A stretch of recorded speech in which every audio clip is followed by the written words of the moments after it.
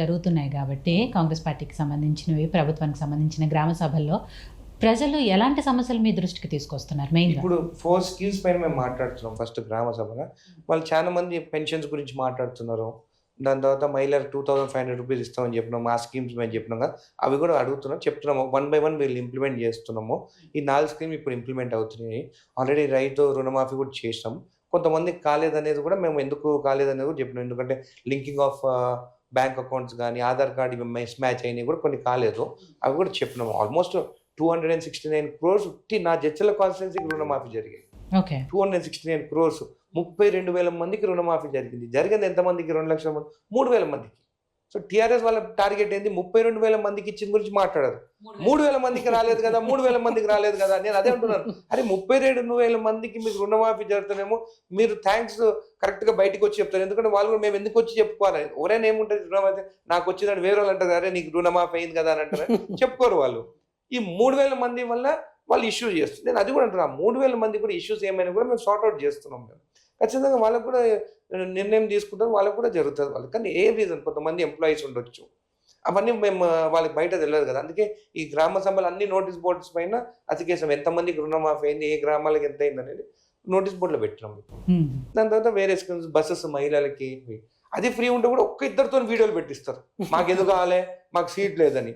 మొన్న ఒక ఆయన అన్నాడు, సార్ మీరు మహిళలకి మీరు ఇది ఫ్రీ బస్ ఉంది, వాళ్ళు మొత్తం సీట్ ఆక్యుపై చేసుకుని ఉన్నారు, మేము నిలబడి ఉన్నాం అన్న. నేను అన్న ఒకటి, అరే మహిళలు ఎప్పుడు వచ్చినా కానీ మనం కూర్చున్నా కానీ మనం లేచి వాళ్ళకి సీట్ ఇస్తాం.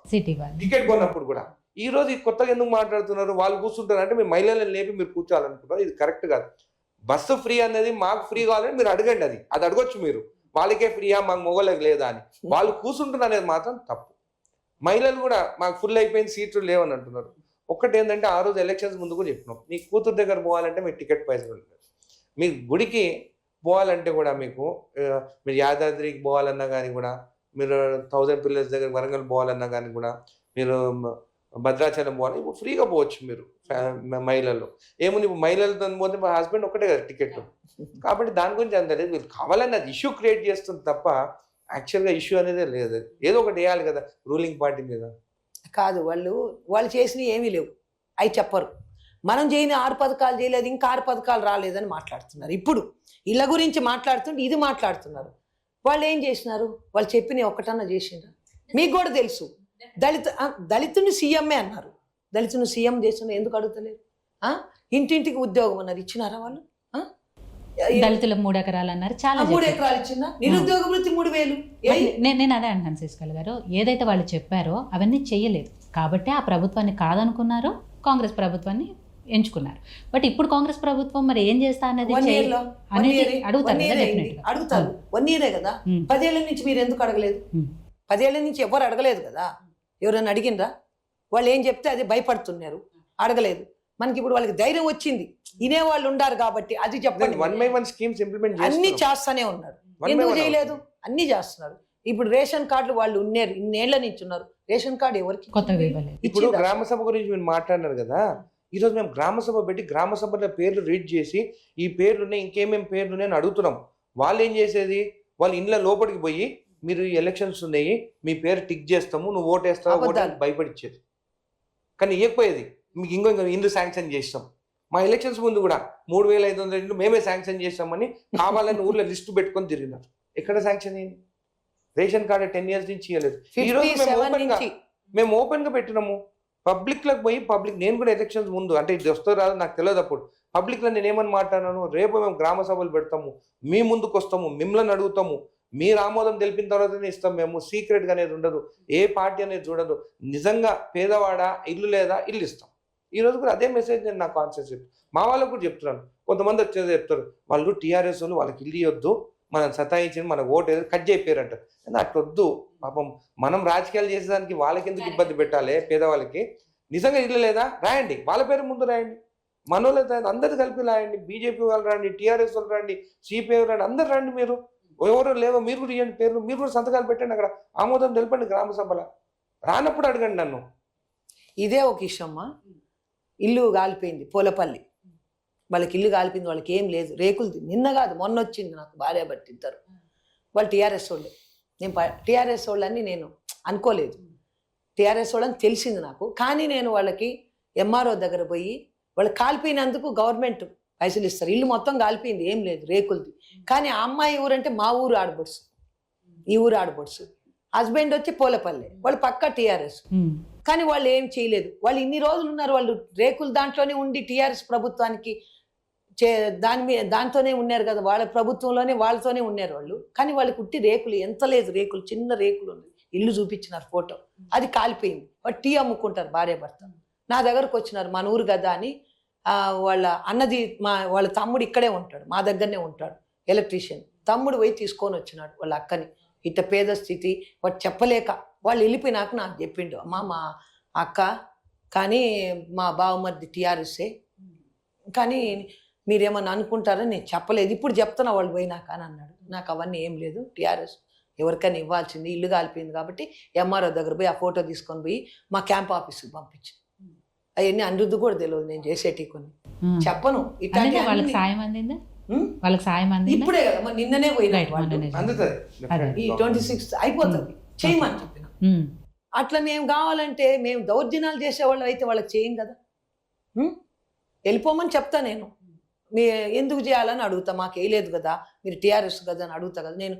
ఎవరైనా భూముల పంచాయతీలు వస్తే నేను ఒప్పుకోను, మనోళ్ళది తప్పైనా ఎస్ఐకి కూడా చెప్తా, మనోళ్ళదే తప్పు ఉంది దాంట్లో నువ్వని. కానీ వాళ్ళకి ఏదో విధంగా ఇద్దరిని అయ్యేటట్టు సాల్వ్ చేసేసి పంపిస్తాను నేను, కొట్లాటలు లేకుండా చేస్తా. వాళ్ళ మీద బడ్డను పడకుండా, పైసలు పడకుండా అట్లా చేసి పంపిస్తుంది. అందుకని అందరూ వస్తుండారు నా దగ్గరికి ఇట్లా దీని కొరకు చేస్తాను. కానీ వాళ్ళ పథకాలు అయితే చేయలేదు, మీరు ఎంత అడిగినా వాళ్ళ పథకాలు అయితే లేవు ఒక్కటి కూడా. జడ్చాలకు 1 yearలో ఎంత ఫండ్ తెచ్చిందో అందరికి తెలుసు, రోడ్లు తెలుసు, రోడ్లు పోయి చూస్తే మీకే అర్థమవుతుంది. 9 substations తెచ్చి అప్పుడు 3 ఉన్నాయి, వాళ్ళు తెచ్చింది 3. లక్ష్మారెడ్డి 10 ఏళ్ల నుంచి 3 సబ్స్టేషన్, అదనంగా 9 తీసుకొచ్చారా లేకపోతే 6 వచ్చినాయి? న్యూ 9. ఆ 3 కాక ఇప్పుడు మళ్ళీ 9.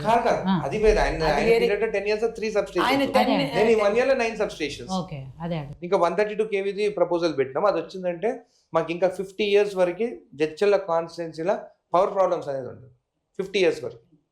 సో అనిరుద్ధ్ గారు, ఇవాళ గణతంత్ర దినోత్సవం కాబట్టి ఈ రోజున మీ మనసు మీద చేసుకొని మనస్సాక్షితో మనస్ఫూర్తిగా కొన్ని విషయాలు చెప్పండి. నేను అడిగిన వాటికి ఇవన్నీ కొద్దిసేపు పక్కన పెడితే ప్రభుత్వం గురించి మాట్లాడుకోవాల్సి వస్తే, నిజంగా కాంగ్రెస్ ప్రభుత్వం ఈ 1 yearలో ఏదైతే ఎలక్షన్ల ముందు 6 గ్యారంటీల గురించి చెప్పిందో ఎంతవరకు చిత్తశుద్ధితో అమలు చేసింది అనుకుంటున్నారు? ఇప్పుడు స్కీమ్స్ అమలు చేస్తాం కదా, బస్సు కానీ, దాని తర్వాత రైతు రుణమాఫీ was a very big scheme అనేది.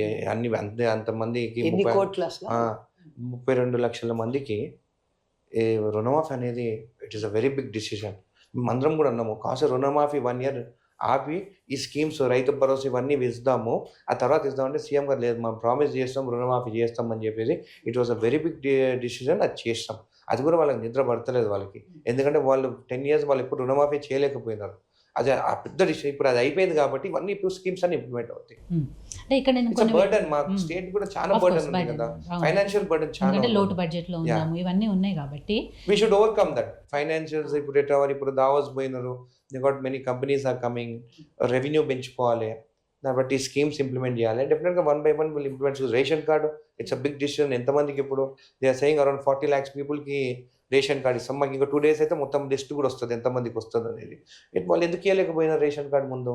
సో అన్నది గారు, నేనేమంటానంటే సరే 10 ఏళ్లలో వాళ్ళు ఏం చేశారు, ఏం చేయలేదు, వీటి జోలికి నేను వెళ్ళాను. అఫ్కోర్స్ చేయలేదు కాబట్టే జనాలు ఆ విషయం నమ్మారు, కాబట్టే కాంగ్రెస్ ప్రభుత్వాన్ని నమ్మకంతో గెలిపించుకున్నారు. నేను ఆ విషయాన్ని ఇది చేయను కానీ, బట్ ఆ నమ్మకాన్ని కాంగ్రెస్ ప్రభుత్వం ఎంతవరకు నిలబెట్టుకుంటుందనే విషయానికి వస్తే, నాకు తెలిసి మహిళలకి ఉచిత బస్సు ప్రయాణం తప్ప పూర్తి స్థాయిలో అమలు చేసిన స్కీమ్ ఒక్కటి కూడా ఇప్పటి వరకు లేదు. మీరన్న రైతు రుణమాఫీకి సంబంధించి అంటే కొంతవరకే అయ్యింది. రైతు భరోసా ఇంతవరకు 2 lakhs అన్న 2 lakhs 99% అయింది. నేను చెప్తాను కదా 32,000 మందికి నా కాన్స్టిట్యున్సీలో రుణమాఫీ జరిగింది. మరి జరిగింది ఎంత? 3,000 మందికి. సో 99% అయితే మేము కంప్లీట్ చేస్తాం కదా. అండ్ అది కూడా 1% ఎందుకు కంప్లీట్ కాలేదు? రీజన్ ఏముంది? రీజన్ ఏంటంటే ఆధార్ కార్డు ప్రాబ్లం కానీ, వాళ్ళ లింక్ కాకుండా కానీ, బ్యాంక్ అకౌంట్ డీటెయిల్స్ తప్పకుండా వల్ల కానీ, లేకుంటే వాళ్ళ ఇంట్లోనే 3 కలిసి లోన్ ఏదైతే 4 lakhs 5 lakhs కానీ 2 lakhs పైన ఉంటే అట్లా ఆగిపోయినాయి ఉన్నాయి. లేకుంటే కొంతమంది ఎంప్లాయీస్ది బట్ మీకు ఓటేసేటప్పుడు ఇవన్నీ వాళ్ళు ఆలోచించారు కదా, మాకు రుణమాఫీ అవుతుంది అనే 100% ఉద్దేశంతో టెక్నికల్ మీకు ఇష్యూస్, ఓటేస్తారు. టెక్నికల్ ఇష్యూస్ ఇవి. టెక్నికల్ ఇష్యూస్ వల్ల ఆగింది తప్ప వాళ్ళు కావాలని ఆపింది అనేది కాదు కదా, ఇవ్వద్దు అనేది కాదు కదా. మేము 32,000 మంది అయ్యింది, 3,000 మందికి కాలేదు. మీరే చూడండి డిఫరెన్స్. అట్లా రైతు భరోసా ఇస్తామన్నారు, వాళ్ళకంటే ఎక్కువ పెంచి రైతు భరోసా ఇప్పుడు 10 ఏళ్ల నుంచి వాళ్ళు రైతు బంధు అద్దుకున్నారు. ఇవాళ మీరు వచ్చిన తర్వాత సంవత్సరంలో ఒక్కసారి కూడా రైతు భరోసా ఇవ్వలేదు. సో రైతులు డెఫినెట్ గా ఆ కోపంతో ఉంటారండి. మీరు 500 బోనస్ ఇచ్చినాము, రైతు భరోసా ఎలక్షన్ ముందు ఎలక్షన్ తర్వాత ఇచ్చినాము, ఇప్పుడు అది కూడా అందరికీ రాలేదు. ఇప్పుడు పెంచిస్తున్నాం. ఇప్పుడు 26కి ఇంప్లిమెంట్ చేస్తాం. అదే చెప్పినాను కదా, మా బికాస్ ఆఫ్ ద ఫండ్స్ తక్కువ ఉండడం వల్ల రైతు రుణమాఫీ చేయాల్సింది కనుక ఇది డిలే అయింది. ఇప్పుడు అది చేస్తున్నాం. అది ఇప్పుడు పెంచినాము. దాని తర్వాత భూమి లేని వాళ్ళకి కూడా ఇస్తున్నాం ఇప్పుడు ఈ స్కీము. దాని తర్వాత ఇండ్లు ఇస్తున్నాం. ఇండ్లు అయితే ఇవ్వలేదు కదా, ఇండ్లు ఇస్తున్నాం. ఇండ్లు లేని వాళ్ళకి కూడా సెకండ్ లిస్ట్ తీసుకుంటాం. ప్లాట్ ఇచ్చి కూడా వాళ్ళకి ఇచ్చేదానికి ఉద్యోగాలు ఇచ్చిండు. ఉద్యోగాలు కూడా ఏమి ఇచ్చిండ్రు కదా మాట్లాడుతున్నారు. వాళ్ళు ఏమి ఇచ్చిండ్రు 10 ఏళ్లలో? ఎంత మందికి ఇచ్చిండ్రు ఉద్యోగాలు? కాదు, నేను అడిగేదానికి ఒకసారి మీరు కూడా చెప్పండి. ఎంతమందికి ఇచ్చిండ్రు చెప్పండి నాకు ఉద్యోగాలు 10 ఏళ్లలో. మేము వచ్చింది 1 ఇయరే కదా. వాళ్ళు ఇచ్చింది ఏంటి చెప్పండి, మీరు చెప్పండి ఎంతమందికి. ఇప్పుడు నర్సెస్, హాస్పిటల్స్ నర్సెస్ జీతాలు లేవు వాళ్ళకి, రిక్రూట్మెంట్ జీతాలు ఇచ్చేది లేదు. వాళ్ళు కానిస్టేబుల్స్ రిక్రూట్ ఊడ్చేట వాళ్ళకి, స్కూల్ ఊడ్చేట వాళ్ళకి ఇప్పుడు 8,000 పడుతుంది జీతం నెలకి. చెప్తున్నా నేను. వాళ్ళ వైఫల్యాలు హై స్కూల్లో మిమ్మల్ని గెలిపించుకున్నారు. మేము చేస్తున్నాం కదా, ఒక్కొక్కటి చేస్తూనే ఉన్నాం కదా, కనబడుతుంది కదా. వాళ్ళు ఏం చేసినారు? భూ కబ్జాలు తప్ప వాళ్ళు ఏం చేసినారు చెప్పండి. మేము 57 ఏళ్లకి పింఛన్ ఇస్తామని చెప్పిందా? నా 54 ఏళ్ళకా 57 ఏళ్ళకి ఇస్తామన్నారు కదా, ఇచ్చిందా? వాళ్ళకి ఎక్కినాయా పేర్లు చెప్పండి? ఎక్కినాయా వాళ్ళ పేర్లు? 10 ఏళ్ల నుంచి ఎక్కినాయా? ఎక్కలేదు. ఒకటేసారి ఇంప్లిమెంట్ చేస్తున్నాం. వాళ్ళు అయింటే సంవత్సరానికి ఒక స్కీమ్ కూడా ఇంప్లిమెంట్ చేయకపోతుంది. 2 ఏళ్ళకి ఒక స్కీమ్ అని మెల్లగా అదే ఇస్తున్నాం అని చెప్పేది. మేము 4 స్కీమ్స్ ఇప్పుడు గ్రామ సభలో 4 డేస్ గ్రామ సభలు కంప్లీట్ చేసి 26కి లాంచ్ చేస్తున్నాం స్కీమ్స్. ఇప్పుడు రైతులకి 500 రూపాయలు అదనంగా బోనస్ ఇస్తామన్నారు. 3rd డే పడుతుంది వాళ్ళకి అమౌంట్. చాలా 3rd డే పడుతుంది. 3rd డేనే పడుతుంది. మా ఫాదర్ ప్రైవేట్ అమ్ముకున్నాడు, డబ్బులు రావని. అందరికి 3వ రోజే పడుతున్నాయి. నేను చెప్పిన మా ఫాదర్ కి సన్న బియ్యం అందరం చేయాలి, బోనస్ 500 రూపీస్ 3rd డేనే పడుతుంది. నెక్స్ట్ టైం అందరం, ఎందుకంటే ration card we are going to launch ఈ సన్న బియ్యం ఇస్తాం ఇప్పుడు అందరికి.